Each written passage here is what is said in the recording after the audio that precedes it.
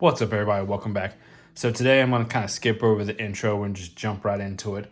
I'm recording later than I usually do. Usually I record on Saturdays, but it's Sunday night, still trying to pump out a video.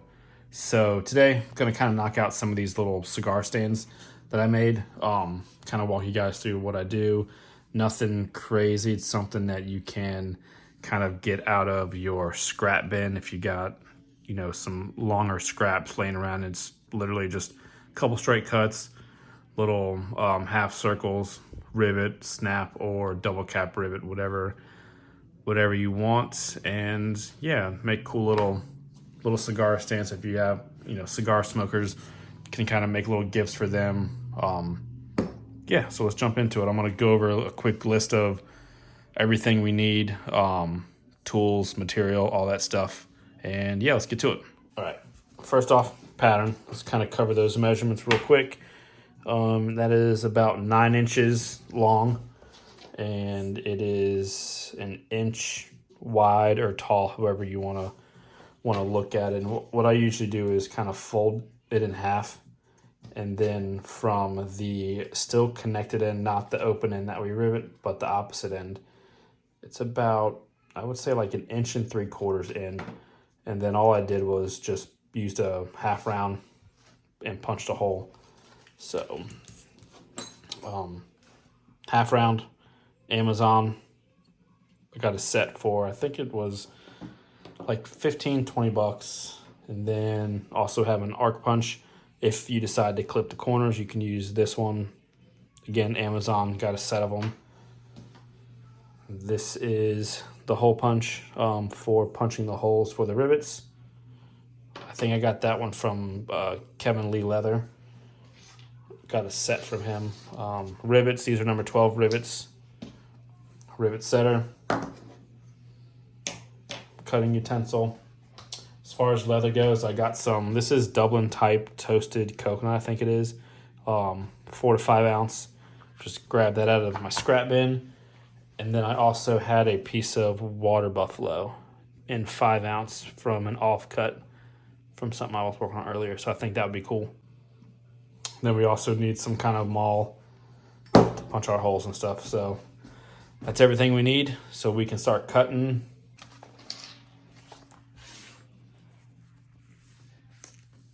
Just kind of lay this out. All.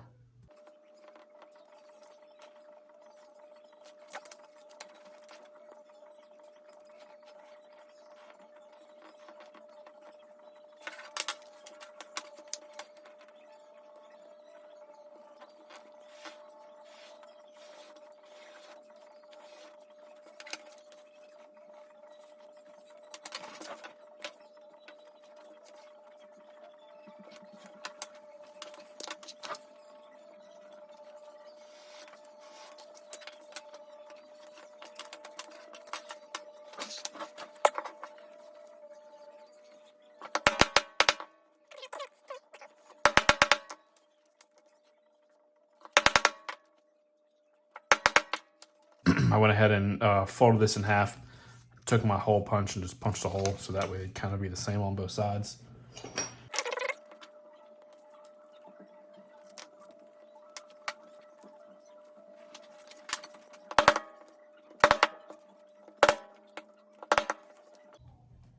Cool.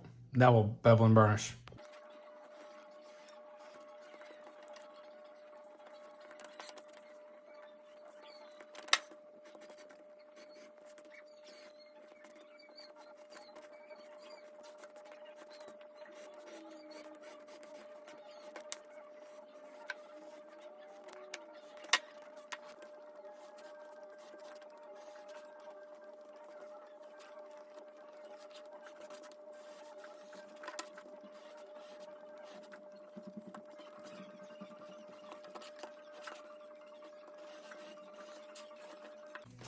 Just some 400 grit.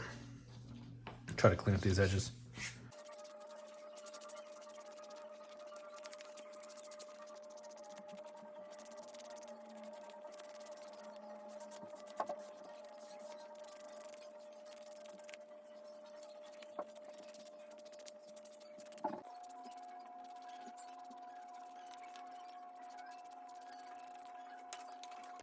Now we burnish. And I'm gonna cheat and use my Dremel with a little burnisher wheel just to kind of speed this up a little bit.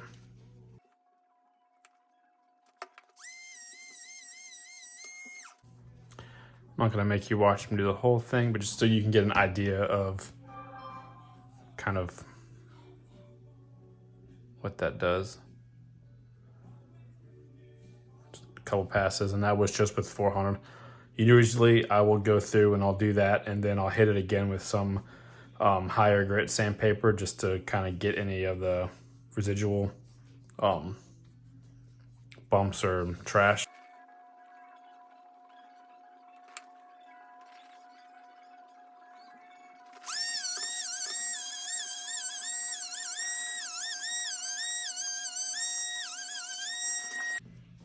There's the water buffalo.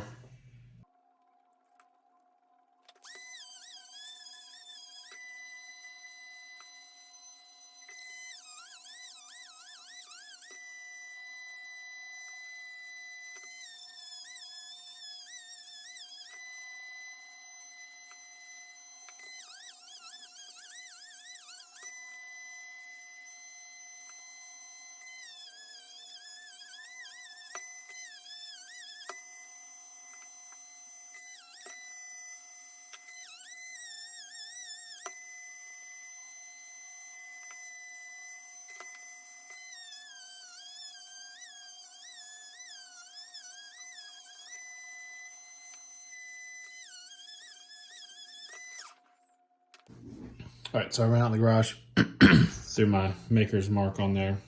So now we're just gonna take the rivet, push it through the back side, push it through the front side, and try to get everything lined up the way we want it. And grab your burr,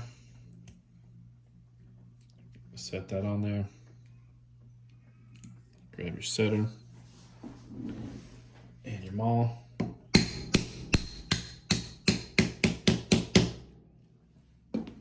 Hammer it down. I guess one extra thing I forgot to mention, you'll need some kind of cutters to cut these rivets. Cut that off. And then on your rivets, so usually you have a domer. Kind of set that in there and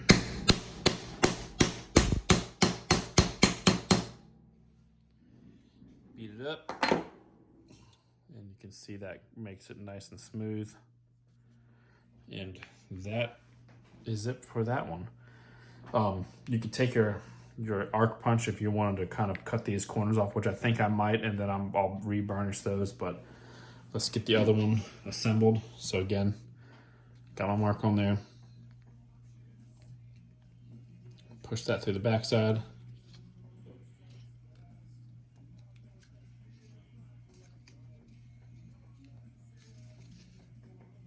Push it through the front.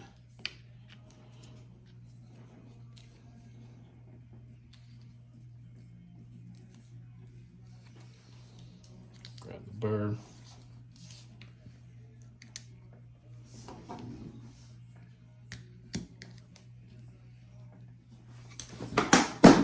Drop your maul.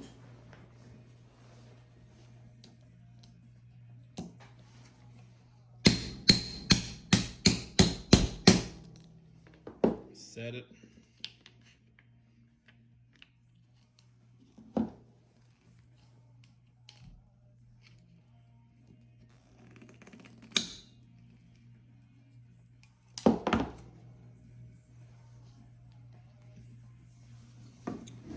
Dome it.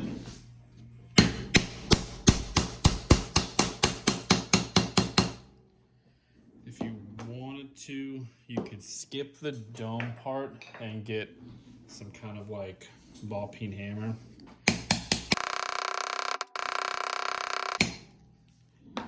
And peen it so that way it gives it kind of like a beat up look. Yeah, that's basically it. Got this little anvil at Harbor Freight. I think it was like 15 or 25 bucks. thought it'd be beneficial in here, so I picked one up. First time using it. So far, so good.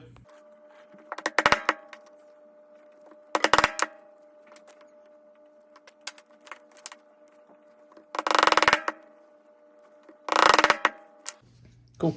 And then, so now I'll just kind of touch where you at these edges up a little bit, and then I should be good to go.